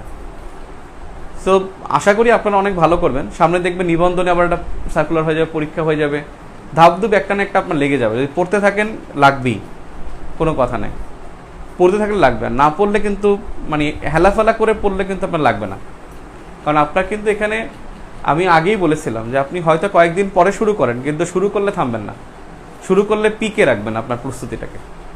8-9 ঘন্টা করে পড়বেন, দেখবেন আপনি সিরিয়াস থাকবেন, একটা সময় পড়া আপনার নেশা হয়ে যাবে। আমার বন্ধু মামুন ছিল, ও এডুকেশন কার্ডের এখন হবিগঞ্জে। তো ও বলছিল যে বন্ধু আমি যেদিন পড়ি মনে হয় যেন কিছু একটা খাইছি, মানে একটু ভালো লাগে, 2-1 দিন না পড়লে খুব খারাপ লাগে। সো দেখতাম যে ও আসলে সেই বিসিএসসি ও কিন্তু এডুকেশন ক্যাডার হয়েছিল। সো আপনি মানে পড়তে থাকলে একটা জায়গায় হবি। এডুকেশন ক্যাডার কি খুব খারাপ? অনেক ভালো। আপনি এটা কলেজের লেকচারার হবেন, যদি আপনি কোনো রকম শিক্ষা মন্ত্রণালয় পেছনে আসেন, সেখানে অনেক সুযোগ থাকবে। সো পড়াশোনাকে আপনি হালকা করে নিয়েন না। এখানে নাইমবে ক্লাস নিচ্ছে, ক্লাসগুলো একটু মানে আপনি যদি কোনো সময় করতে না পারেন, গ্রুপে একটু ঢু মেরে রেকর্ড ক্লাসটা করে রাখবেন। আর আপনাদের ক্লাস টাইম কিন্তু 9টায় বলেছিলাম, কিন্তু আপনাদের সাথে একটু ঝামেলা হয়ে যায়, কারণ আমার অফিস টাইমটায় ওই একটু ট্রাভেলে থাকতে হয়, 9টার সময় ট্রাভেলে বা 10টার পরে ট্রাভেলে, সেজন্য মাঝে মাঝে 7টায় হয়। সো বেসিক্যালি 9টায়, 7টা হলে আমি আগের দিন আগে জানাই দেবো। আপনি মনে রাখবেন রবি মঙ্গল বৃহস্পতিবার রাত 9টায় আপনার ক্লাস। যদি কোনো রকম মিস হয় তাহলে 7টা 15 হলে একটু নামাজ হয়, মানে 10 মিনিট লেট হয়ে যেতে পারে। যেমন আজকে 23-এ শুরু করছি আমি, 15তে ক্লাস শুরু করছি আমি 23-এ। সো 7-8 মিনিট একটু অপেক্ষা করবেন যদি না হয় ওই টাইমে। সো আমি আপনাকে যেটা বললাম, পত্রিকাটা নিয়মিত পড়েন প্লিজ, পত্রিকাটা নিয়মিত পড়েন। আর প্রিলির প্রিপারেশনটা যদি আপনার খুব মজবুত থাকে, তারা কিন্তু রিটেন পরীক্ষা খুব বেশি ভালো দিতে পারে, কারণ তার ব্যাকগ্রাউন্ডটা জানা থাকে। তখন সে পড়তে বসলে সে বুঝতে পারে যে এখান থেকে এটা লিখতে হবে। প্রিলির প্রিপারেশন সবচেয়ে কনক্রিট হতে হয়, এবং এই প্রিপারেশনটা রিটেনে খুবই খুবই মানে প্রভাব ফেলে, যার মধ্যে রিটেন পরীক্ষার মাধ্যমে কিন্তু আপনি একটা চাকরি পাবেন। তো চাকরি পাওয়ার জন্য আপনাকে যেটা আমি বলবো সেটা হলো যে প্রিলির প্রিপারেশন খুব সিরিয়াসলি নেবেন। আর জিকে আমার 70 নম্বরের প্রিপারেশন, আস্তে আস্তে আগাচ্ছি। ম্যাপে কিন্তু আমাদের অনেকগুলো শেষ হয়ে যাবে, যেমন অঞ্চল পরিচিতি। আজকে যদি আমরা এটা টাচ করতে পারি, তাহলে অঞ্চল পরিচিতির একটা বিশাল প্যারা শেষ হয়ে যাবে, যেটা আন্তর্জাতিক ব্যবস্থা আছে আমাদের সিলেবাসের মধ্যে। Clear? So please be serious. Okay, Dardanelles প্রণালী গেল। এখন দেখেন এই মর্মর সাগর আর কৃষ্ণ সাগর যোগ করেন। মর্মর সাগর আর কৃষ্ণ সাগর যদি যোগ করেন, সেখানে কিন্তু আপনার এদিকে কিন্তু একটা জিনিস দেখেন, গ্রিস হলো ইউরোপে, তুরস্কের মূল ভূখণ্ড হলো এশিয়ায়, তুরস্কের মূল ভূখণ্ড এশিয়া। তার মানে এশিয়া এবং ইউরোপকে পৃথক করেছে দার্দানালিস প্রণালী। বেসিক্যালি এই প্রণালীটাও কিন্তু এশিয়া এবং ইউরোপকে পৃথক করেছে, কিন্তু বেসিক্যালি এখানে কিন্তু এটা তুরস্ক এবং তুরস্ককে পৃথক করেছে। তুরস্কের এখানেও ইস্তাম্বুল, এখানেও ইস্তাম্বুল। আমরা প্রায় শুনে থাকি 2 মহাদেশে বিস্তৃত শহর কোনটা? ইস্তাম্বুল। 2 মহাদেশে বিস্তৃত দেশ কোনটা? তুরস্ক। তুরস্ককে ইউরেশিয়া বলা হয়, আমরা আগের ক্লাসও দেখেছিলাম। সো এইটা হলো 12 নম্বর, 13 নম্বর। এইটা হলো আপনার বসফরাস প্রণালী। তাহলে আমরা বলতে পারি 13 নম্বর বসফরাস প্রণালী। এই প্রণালীটা যুক্ত করেছে মর্মর সাগর প্লাস কৃষ্ণ সাগরকে, বিভক্ত করেছে ইস্তাম্বুল মাইনাস ইস্তাম্বুল, এবং দুটাই কিন্তু তুরস্ক, এবং এর একটা হলো ইউরোপে আর এক অংশ এশিয়ায়। এই জন্য এই ইস্তাম্বুলকে বলা হয় ইউরেশিয়া, আর ইউরেশিয়ার দেশ বললে হবে তুরস্ক। তাহলে কোন নগর 2 মহাদেশে বিস্তৃত? ইস্তাম্বুল। কোন দেশ 2 মহাদেশে বিস্তৃত? তুরস্ক। এখন তুরস্কের মূল ভূখণ্ড কিন্তু এশিয়ায়, মূল ভূখণ্ড, আর রেস্ট অফ দ্য সবই কিন্তু আর ইউরোপে, কিন্তু তুরস্ক রাজনৈতিকভাবে ইউরোপের। যদি বলা হয় তুরস্কের মূল ভূখণ্ড কোথায়? এশিয়ায়, নিঃসন্দেহে। যদি বলা হয় তুরস্ক রাজনৈতিকভাবে কোন মহাদেশে? ইউরোপে, কারণ সে ইউরোপীয় ইউনিয়নের সহযোগী সদস্য। সে ইউরোপীয় ইউনিয়নের সহযোগী সদস্য, সে কিন্তু ইউরো ফুটবল খেলে। ইউরো ফুটবলের মধ্যে সে তুরস্ক খেলে, সে কিন্তু এশিয়ার হয়ে খেলে না, ইউরো ফুটবলে খেলে। যেমন ইউরোপের হয়ে 2টা দেশ খেলে এশিয়া মহাদেশের, একটা হলো তুরস্ক, একটা হলো ইসরায়েল। তুরস্ক এবং ইসরায়েল এই 2টা কিন্তু ফুটবল খেলে ইউরোপের হয়ে। আবার অস্ট্রেলিয়া, এরা ওশেনিয়া মহাদেশে, এরা বিশ্বকাপ ফুটবলে এশিয়ার হয়ে অংশ নেয়, এশিয়া মহাদেশের হয়ে তারা অংশ নেয়। তাহলে অস্ট্রেলিয়া খেলে এশিয়ায় ফুটবল, আর তুরস্ক এবং ইসরায়েল তারা খেলে ইউরোপে।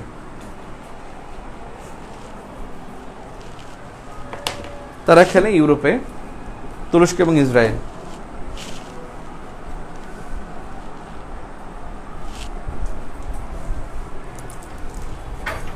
তাহলে আমরা প্রণালী দেখলাম, এখানে 13টা দেখলাম, এখনো 2টা প্রণালী দেখা লাগবে। 2টা না, 3টা প্রণালী দেখবো এখনো।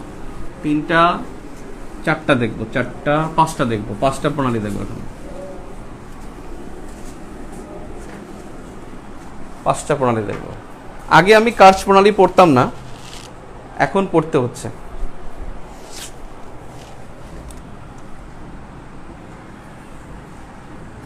এটা ইউএসএ, এটা কানাডা, একটু আঁকতে হবে খাতার মাঝখানে। এটা মেক্সিকো, এটা মেক্সিকান উপসাগর বা মেক্সিকান গালফ। একটু সাগর বানাইতে হবে একে। এটা কিউবা, এটা কিউবা। এই জায়গাটা পানামা,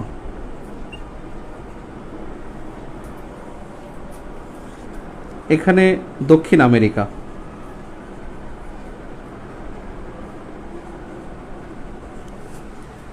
পানামা, নিচে দক্ষিণ আমেরিকা, দক্ষিণ আমেরিকা। পানামা কিন্তু এখানেও আছে। পানামা বেসিক্যালি 2 মহাদেশই আছে, 2 মহাদেশে নাই, বেসিক্যালি হলো হিসেবে 2 মহাদেশই হয়, কিন্তু ধরে না, কখনো বলে না আর কি পানামা 2 মহাদেশে। কোনো এক সময় দেখবেন পরীক্ষা চলে আসবে এরকম। যাক, ওখানে আসি। এই পাশে হলো আলাস্কা, এই আলাস্কা হলো ইউএসএ, এবং এটা হলো উত্তর আমেরিকা। তাহলে আলাস্কা উপদ্বীপ, এই যে আলাস্কা, এটা যুক্তরাষ্ট্রের অংশ, একই সাথে এটা উত্তর আমেরিকার অংশ, নর্থ আমেরিকা। এর উপরে সব নর্থ আমেরিকা, নিচে দক্ষিণ আমেরিকা। আর এই জায়গাটা, এই যে মাথাটা দেখা যায়, এটা হলো সাইবেরিয়া, দেখা যায়? হ্যাঁ, সাইবেরিয়া। সাইবেরিয়া হলো রাশিয়ার অংশ, এবং এটাই কিন্তু এশিয়া মহাদেশের অংশ। অর্থাৎ রাশিয়ার, আগের ক্লাসে বলেছিলাম যে মোস্ট অফ দ্য পার্টস, প্রায় 15 ভাগ, না 9 ভাগ, মানে 10 ভাগের মধ্যে 9 ভাগ, মোস্ট অফ দ্য পার্টস তারা কিন্তু হলো এশিয়ায়, আর অল্প একটু হলো ইউরোপে। তাহলে এই এশিয়া অংশের নাম সাইবেরিয়া, রাশিয়ার অংশ কিন্তু এশিয়া মহাদেশে। আলাস্কা ইউএসএ কিন্তু উত্তর আমেরিকা।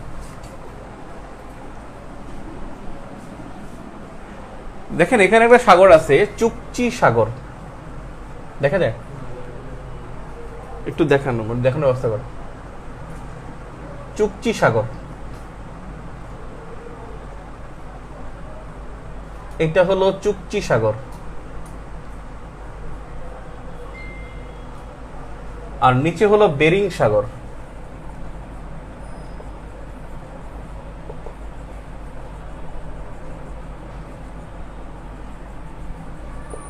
আর এখানে হলো প্রশান্ত মহাসাগর।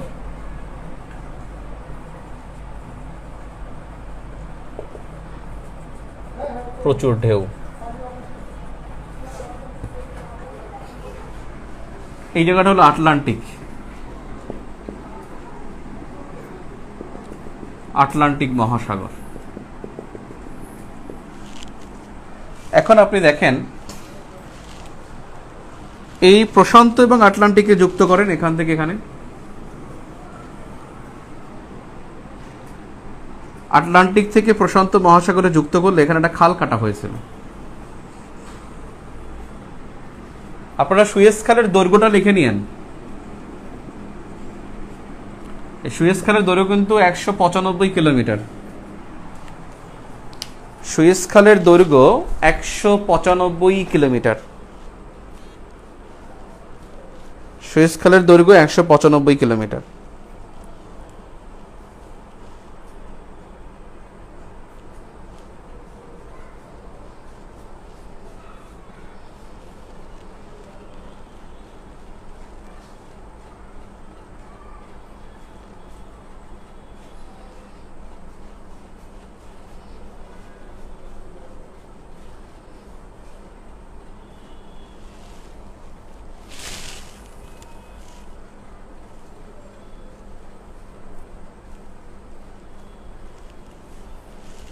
আর পানামা খালের দৈর্ঘ্য কিন্তু 82 কিলোমিটার।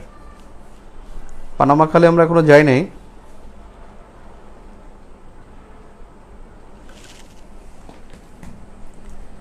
দেখেন আটলান্টিক এবং প্রশান্ত মহাসাগরকে যদি আপনি যুক্ত করেন তাহলে বিভক্ত হয়ে যায় কে কে? উত্তর আমেরিকা আর দক্ষিণ আমেরিকা। এবং এইটা হলো 14 নম্বর, 14 নম্বর পানামা খাল।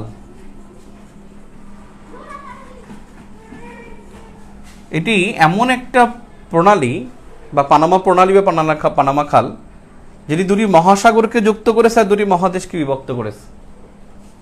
তাহলে আটলান্টিক প্লাস প্রশান্ত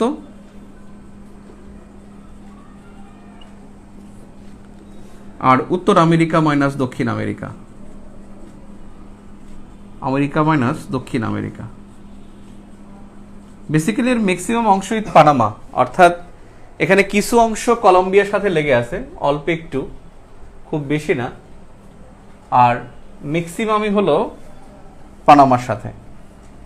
অর্থাৎ উত্তর আমেরিকা মাইনাস দক্ষিণ আমেরিকা, এটা পানামা মাইনাস পানামা বললেও হবে, পানামা মাইনাস পানামা। তবে পানামা উত্তর আমেরিকার অংশ, দক্ষিণ আমেরিকার বলা হয় না, পানামা উত্তর আমেরিকায়। আমি উপরে এই জন্য পানামা লিখছি, এটা উত্তর আমেরিকা। এই পানামা খাল, এই খালটা খনন করা হয়েছে কিন্তু 1914 সালে এবং খনন করছে ইউএসএ। পানামা খাল খনন করা হয় 1914 সালে এবং এই পানামা খাল ইউএসএ খনন করেছিল।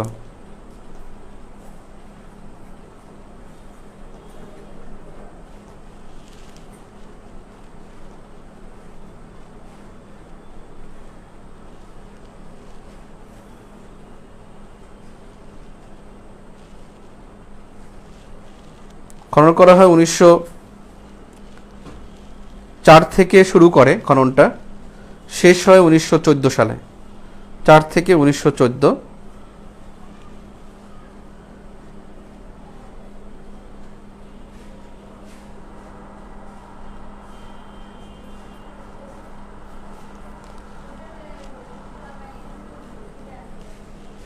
এটা কিন্তু কন্ট্রোল করতো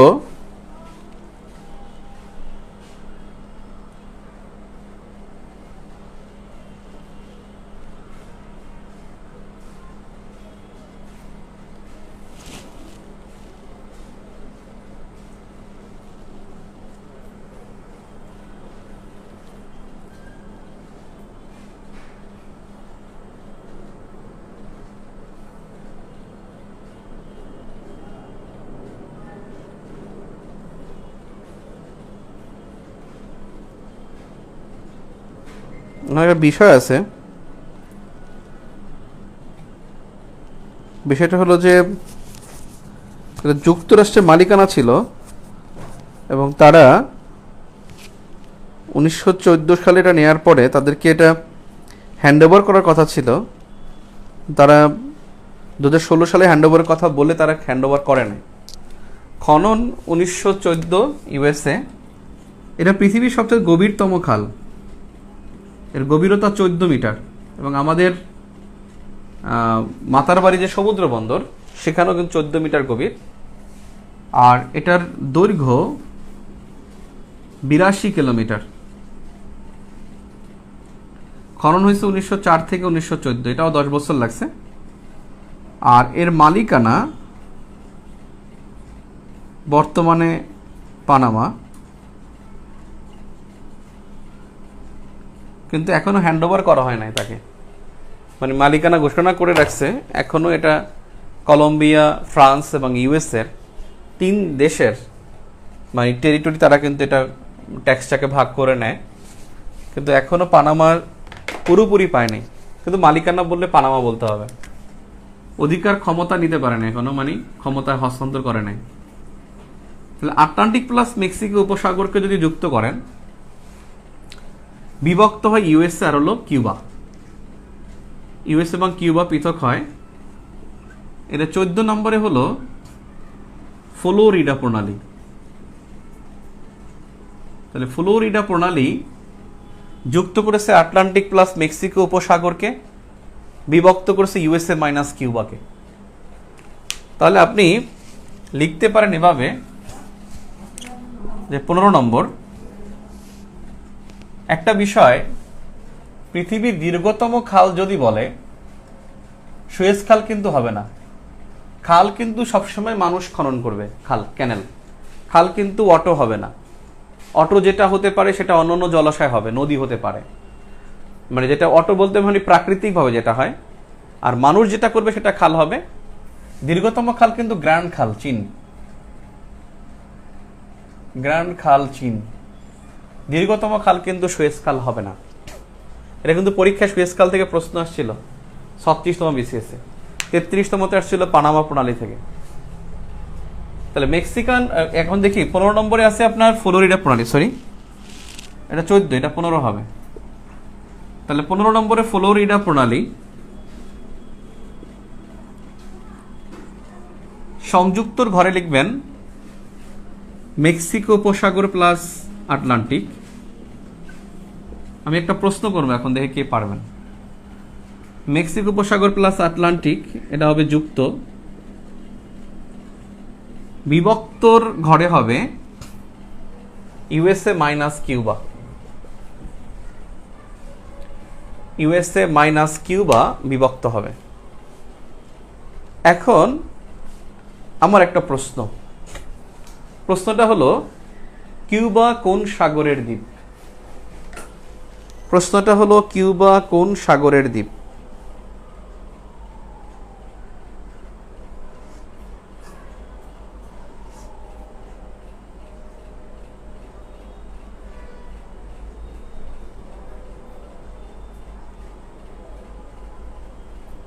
কিউবা কোন সাগরের দ্বীপ? দেখি একটা মানে কোশ্চেনের উত্তরটা কে দিতে পারেন।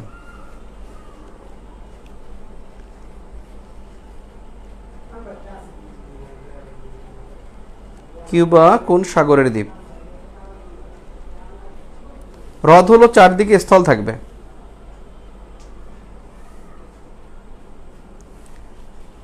বাংলাদেশে মাহমুদ রোকন, বাংলাদেশে পানামা নগর নাই, পানাম নগর আছে। পানামা নগর বাংলাদেশে নাই ভাই, পানাম নগর আছে। কি হ্যাঁ, Arif Hossain, thank you very much. Arif Hossain, thank you very much. এটা হলো ক্যারিবিয়ান সাগর। কিউবা ক্যারিবিয়ান সাগরের দ্বীপ, ক্যারিবিয়ান সাগরের দ্বীপ। কিউবা ক্যারিবিয়ান সাগরের দ্বীপ। বাংলাদেশে কি খবর আছে? ক্যারিবিয়ানদের সাথে হেরে গেছে নাকি? হেরে তো যাবে, 3 উইকেটে দেখলাম 34 রান লাগে।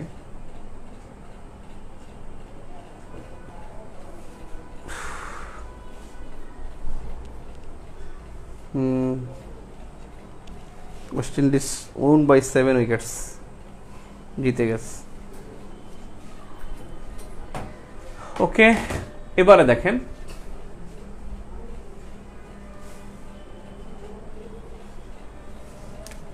চুকচি সাগর আর বেরিং সাগর যুক্ত হবে। চুকচি সাগর প্লাস হলো বেরিং সাগর যুক্ত করলে বিভক্ত হবে Siberia, Alaska, Russia, USA, Asia, উত্তর আমেরিকা। এটা হলো 16 নম্বর বেরিং প্রণালী। বেরিং প্রণালী, এটা হলো বেরিং প্রণালী। তাহলে আমরা 16 নম্বর লিখতে পারি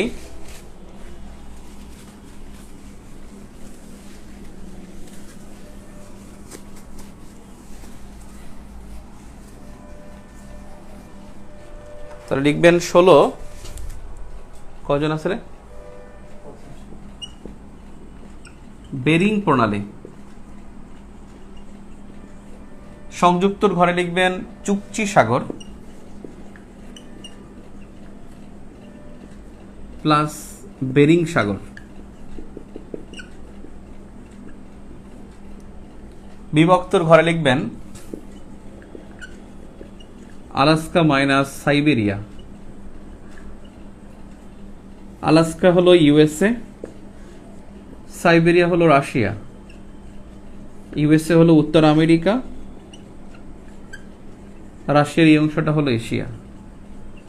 তার মানে এশিয়া এবং উত্তর আমেরিকাকে পৃথক করেছে এই প্রণালীটা। এটা হলো বেরিং প্রণালী, এই যে হলো ফ্লোরিডা প্রণালী, এই হলো পানামা সাগর, পানামা খাল। এটা হলো ফ্লোরিডা প্রণালী, এটা বেরিং প্রণালী, এটা হলো পানামা খাল।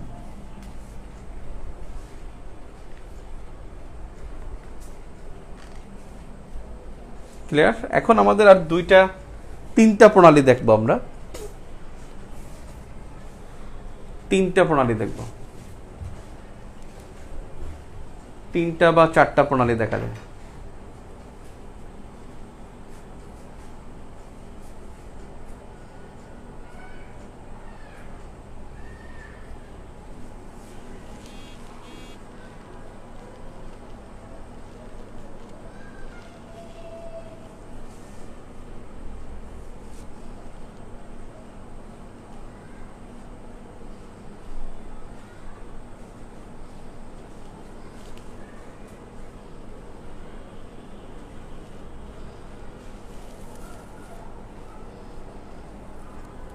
ক্লিয়ার?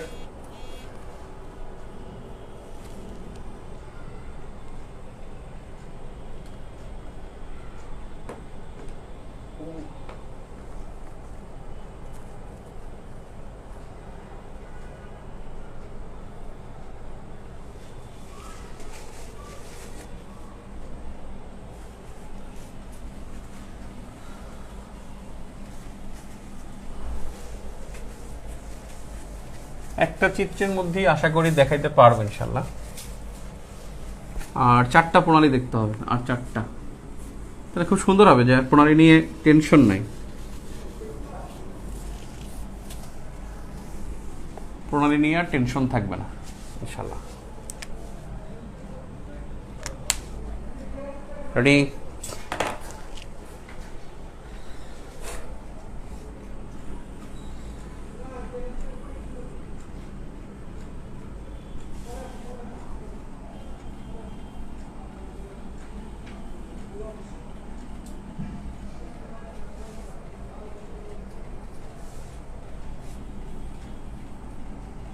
দেখা যায়?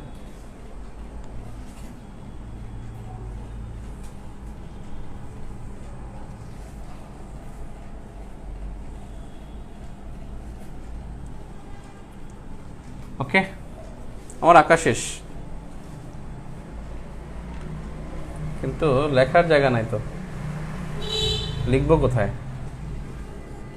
যাক, এটা হলো অস্ট্রেলিয়া, এটা হলো ইরিয়ান জায়া,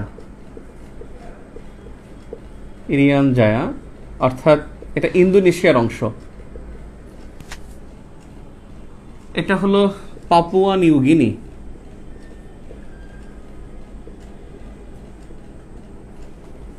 এটা ইরিয়ান জায়া, এটা পাপুয়া নিউ গিনি, এটা ইন্দোনেশিয়া, এটা একটা স্বাধীন দেশ।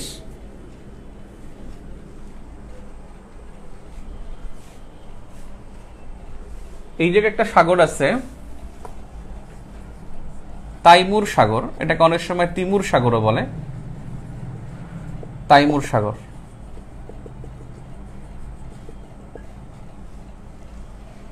আর এখানে একটা সাগর আছে উরাল সাগর,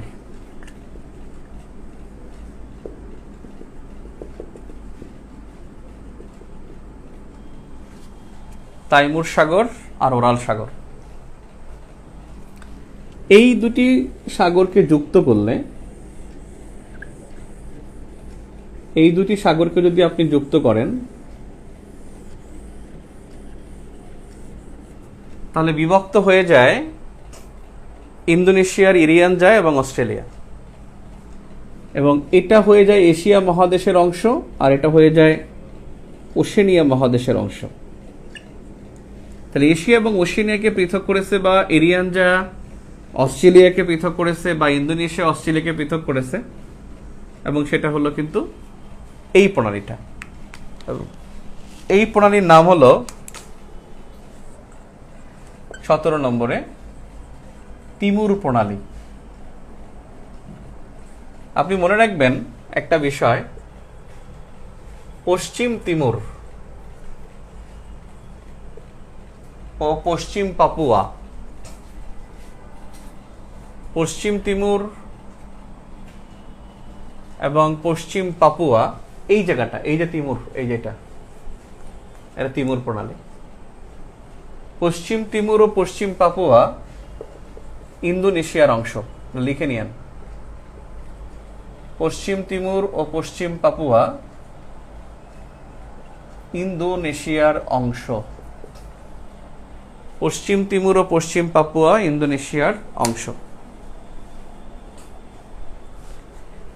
এবার আসেন, এটা হলো তাসমানিয়া, অস্ট্রেলিয়ারই একটা অংশ। তাসমানিয়া অস্ট্রেলিয়া, এই জায়গাটা সাগর হলো তাসমান সাগর।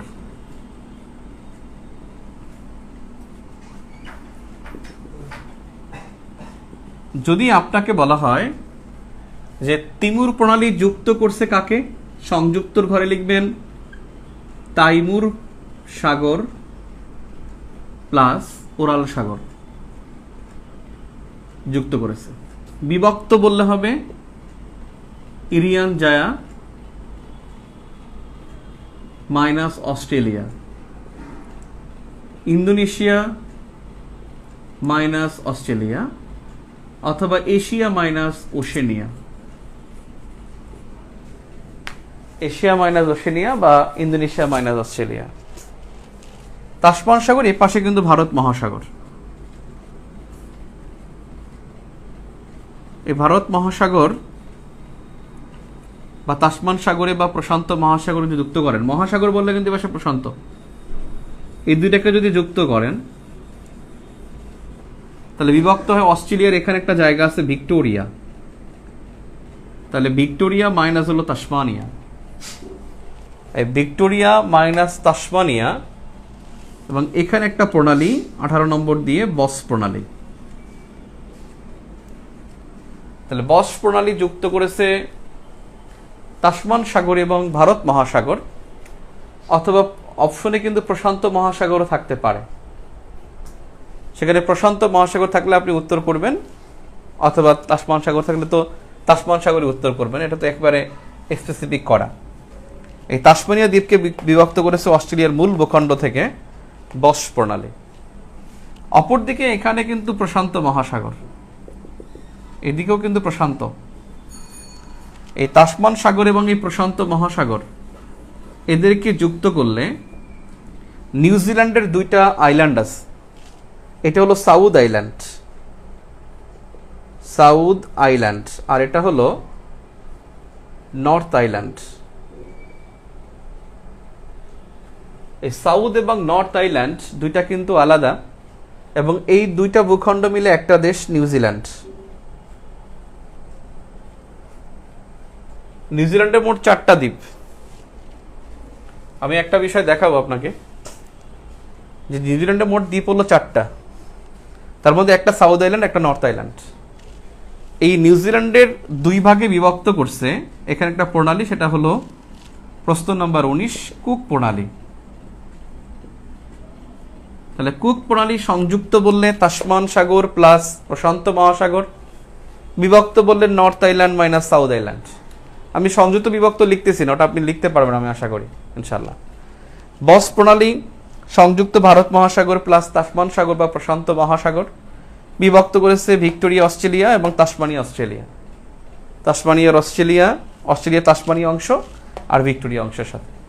এখানে 3টা প্রণালী গেল, তার মানে আমাদের 19টি প্রণালী শেষ। আরেকটা প্রণালী আছে, আরেকটা প্রণালী আপনাকে আমি দেখায় শেষ করে দেব। তারপরে আমি স্টার মার্ক দেব যে কোনগুলো সবচেয়ে বেশি গুরুত্বপূর্ণ,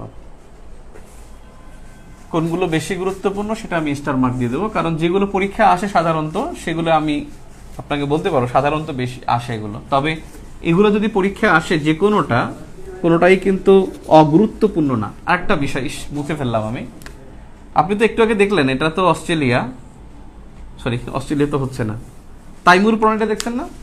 আমি আপনাকে ম্যাপে দেখাই, আমি আঁকতে না পারলাম। এই যে ভারত মহাসাগর থেকে প্রশান্ত মহাসাগর যাওয়ার জন্য এখানে একটা এখানে একটা সমুদ্র পথ আছে এবং এই পথটার নাম হলো ওয়ালেস লাইন। ওয়ালেস লাইন আপনি একটু স্টার দিয়ে খাতায় লিখে নেন। ওয়ালেস লাইন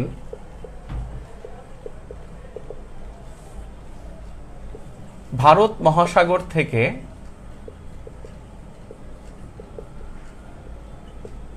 প্রশান্ত মহাসাগরে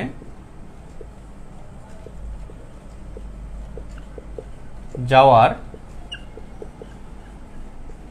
সমুদ্র পথ ওয়ালেস লাইন। তাইমুর প্রণালী বরাবর একটা সমুদ্র পথ আছে, তার নাম হলো ওয়ালেস লাইন। ভারত মহাসাগর থেকে প্রশান্ত মহাসাগরে যাওয়ার সমুদ্র পথ ওয়ালেস লাইন। ভারত মহাসাগর থেকে প্রশান্ত মহাসাগরে যাওয়ার সমুদ্র পথের নাম ওয়ালেস লাইন। ভারত মহাসাগর থেকে প্রশান্ত মহাসাগরে যাওয়ার সমুদ্র পথের নাম ওয়ালেস লাইন।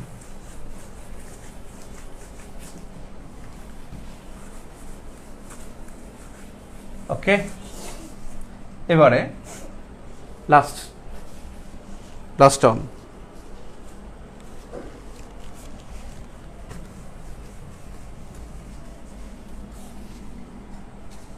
ভারত মহাসাগর থেকে প্রশান্ত মহাসাগর যাওয়ার সমুদ্র পথের নাম ওয়ালেস লাইন। এবারে দেখেন, এবং এদিকে পুরোটা ইউরোপ মহাদেশ, এটা ফ্রান্স, আর এটা হলো ইউকে। এটা ইউকে, এই পাশে হলো উত্তর সাগর,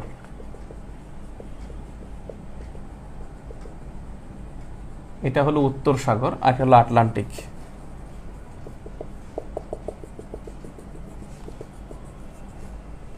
উত্তর সাগর এবং আটলান্টিক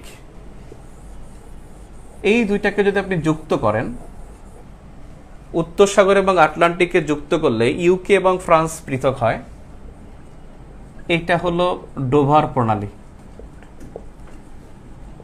ডোভার প্রণালী, তাহলে ডোভার প্রণালী যুক্ত করেছে, ডোভার প্রণালী যুক্ত করেছে ইউরোপ, যুক্ত করেছে আপনার উত্তর সাগর এবং আটলান্টিককে, বিভক্ত করছে ইউকে এবং ফ্রান্সকে। এখন এই ডোভার প্রণালীর মধ্যে এই জায়গাটাকে বলা হয় ইংলিশ চ্যানেল। এটাকে বলা হয় ইংলিশ চ্যানেল। চ্যানেলটা কি? চ্যানেল হলো যখন স্রোতধারাটাকে যুক্ত করে। দেখেন, এটা কিন্তু এখান দিয়ে বিভক্ত করছে, কিন্তু আপনি যখন এখান থেকে একটা ভেলা ছেড়বেন, এটা কিন্তু এখান থেকে আসবে ফ্রান্স ঘেঁষে যাবে, এই ফ্রান্স ঘেঁষে যাবে, সেক্ষেত্রে এই অংশটাকে হবে ইংলিশ চ্যানেল। চ্যানেলটা হলো যে সমমুখী স্রোত দুটি ভূখণ্ডের। আপনি ম্যাপের মধ্যে দেখেন, ফ্রান্স কিন্তু এইখানটা, এদিকে ফ্রান্স, তা এখান থেকে স্রোতটা আসলে এটা ফ্রান্সকে ঘেঁষেই চলে যায়। তার মানে এই জন্য এটা প্রণালীর পাশাপাশি এই জায়গাটা চ্যানেল সৃষ্টি করে দেয়। প্রণালী সাধারণত দুটি সমুদ্রকে যুক্ত করে ভূখণ্ডকে বিভক্ত করে দিবে। একই সাথে যখন স্রোতটা ঠিক ঘেঁষে চলে যায় ফ্রান্সের, মানে একটা ভূখণ্ড যুক্ত হয়ে যায়, কারণ এখান থেকে একটা ভেলা ছাড়লে এটা এখানে এসে বাঁধতেও পারে। দেখেন, এই যে ফ্রান্স এখানে গিয়ে আসতে বাঁধতেও পারে, সেজন্য এটাকে ইংলিশ চ্যানেল বলা হয়।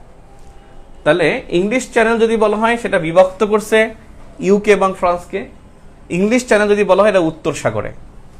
ইংলিশ চ্যানেল কিন্তু উত্তর সাগরে, এটা আটলান্টিক মহাসাগরের মধ্যে হবে না, উত্তর সাগরে। ইংলিশ চ্যানেল কোথায়? উত্তর সাগর। ইংলিশ চ্যানেল ইংল্যান্ড এবং ফ্রান্সের মাঝে।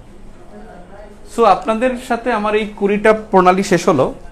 আমি আপনাদেরকে একটা মজার বিষয় পড়াবো, সেটা হলো যে আমরা প্রায় শুনে থাকি দক্ষিণের গ্রেট ব্রিটেন, নিউজিল্যান্ড, উত্তরের গ্রেট ব্রিটেন, পূর্বের গ্রেট ব্রিটেন বা প্রাচ্যের গ্রেট ব্রিটেন, জাপান। সেটা কেন শুনে থাকি, সেটা হলো বিষয় যে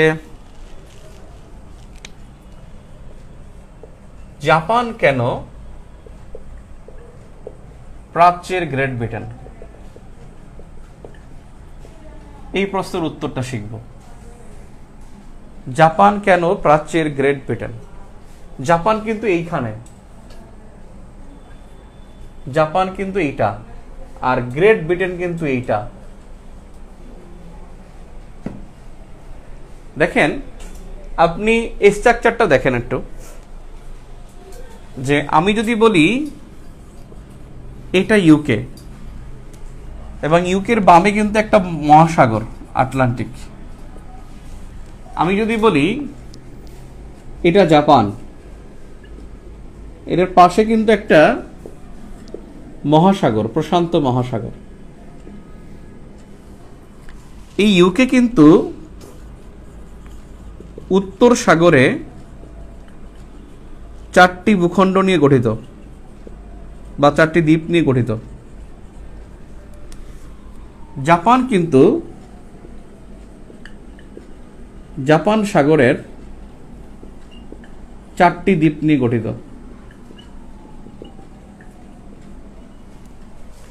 উত্তর সাগরে 4টি দ্বীপ নিয়ে ভূখণ্ড নিয়ে গঠিত হলো ইউকে, এবং সেই ভূখণ্ড হলো 1 নম্বর ইংল্যান্ড,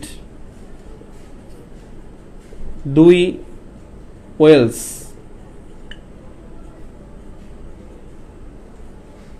ইংল্যান্ড ওয়েলস, 3 স্কটল্যান্ড, 4 উত্তর Ireland.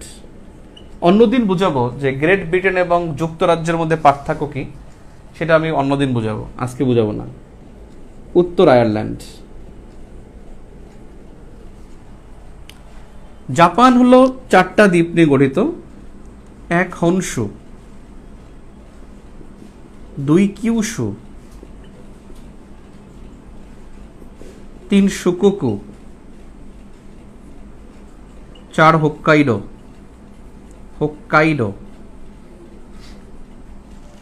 হনশু, Kyushu, Shikoku, Hokkaido. England, Wales, Scotland, উত্তর আয়ারল্যান্ড। এখানে এটা বড়, এবং এখানেই লন্ডন রাজধানীটা। হনশু এটা বড়, এবং এখানেই রাজধানী টোকিও। এখানেই হিরোশিমা। এখানেই আছে সে ঐতিহাসিক পরমাণু স্থাপনা ফুকুশিমা। তাহলে হনশু বড়, টোকিও, হিরোশিমা, ফুকুশিমা। আর কিউশু এই দ্বীপটাতেই আছে নাগাসাকি, আপনি শুনছেন যেখানে বোমা হামলা করেছে। তার মানে দেখেন স্ট্রাকচার সেম। উত্তর সাগরে 4টা দ্বীপ নিয়ে ইউকে বা গ্রেট ব্রিটেন, আমরা গ্রেট ব্রিটেন লিখি তাহলে ভালো হবে, গ্রেট ব্রিটেন। ঠিক জাপান সাগরে 4টা দ্বীপ নিয়ে গঠিত, একই সাগরে 4টা দ্বীপ। জাপান কিন্তু প্রশান্ত মহাসাগরের দ্বীপ না, জাপান সাগরের দ্বীপ, কিন্তু জাপানের পরে হলো প্রশান্ত মহাসাগর, এই যে প্রশান্ত। ইউকের পরে যেটা সেটা হলো আটলান্টিক। তার মানে স্ট্রাকচার একটা সেম। এই প্লেটটার মধ্যে জাপানের স্ট্রাকচার এবং ইউকের স্ট্রাকচার অনেকটা সেম। সেই জন্য এই জাপানকে প্রাচ্যের গ্রেট ব্রিটেন বলা হয়, কারণ জাপান গ্রেট ব্রিটেনের মতো বৈশিষ্ট্য বহন করে। ঠিক তেমনি নিউজিল্যান্ড, সেও 4টা দ্বীপ নিয়ে গঠিত, এবং সে হলো সাউথ আইল্যান্ড, নর্থ আইল্যান্ড, তারপরে হলো নিউ দ্বীপপুঞ্জ, কুক দ্বীপপুঞ্জ। 4টা দ্বীপপুঞ্জ নিয়ে গঠিত হলো নিউজিল্যান্ড। সে কারণে নিউজিল্যান্ডকে বলা হয় দক্ষিণের গ্রেট ব্রিটেন। তাহলে আমরা স্টার দিয়ে লিখতে পারি 4টি দ্বীপ নিয়ে নিউজিল্যান্ড গঠিত হওয়ায় তাকে দক্ষিণের গ্রেট ব্রিটেন বলে, দক্ষিণের গ্রেট ব্রিটেন বলে। এবং সেই 4টা দ্বীপ কি কি? নাম্বার 1 সাউথ আইল্যান্ড,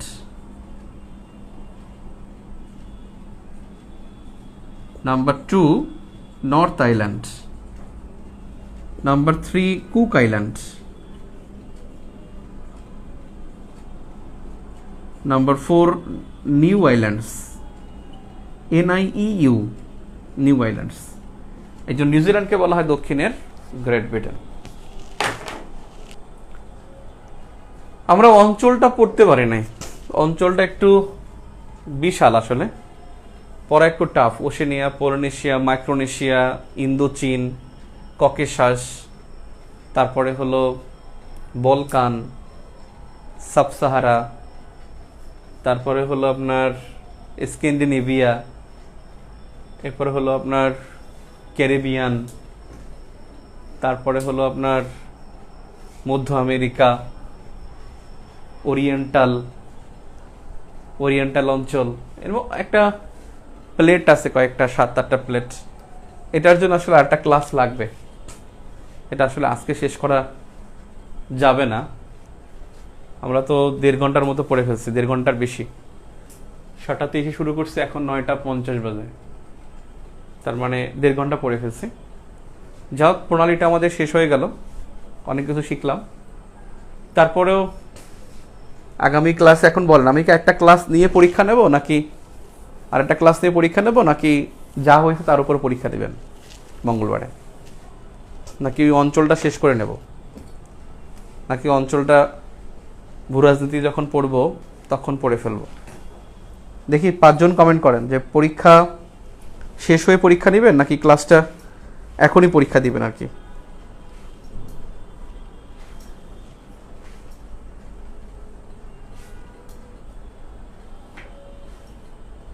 শেষ করে